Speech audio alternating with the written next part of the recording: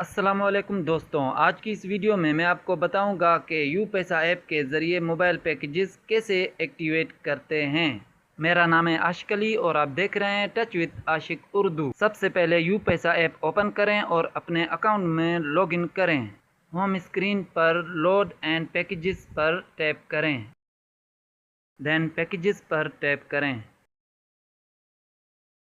यहाँ पर अपना नेटवर्क सिलेक्ट करें। मैं यूफोन सेलेक्ट करता हूँ। यहाँ पर आपको ऑल पैकेजेस मिलेंगे। Call, internet, SMS, TikTok, Instagram, WhatsApp, social media, सब पैकेजेस यहाँ पर मिलेंगे। तमाम पैकेजेस के राइट साइड पर उनकी प्राइस भी लिखी हुई है। जो पैकेज आप सिलेक्ट करना चाहें तो बाय पर टैप कर दें। देन यहाँ पर अपना वो नंबर ऐड करें जिस पर आप पैकेज करना चाहते हैं। नंबर ऐड करने के बाद सबमिट पर टैप कर दें, कन्फर्म पर टैप कर दें।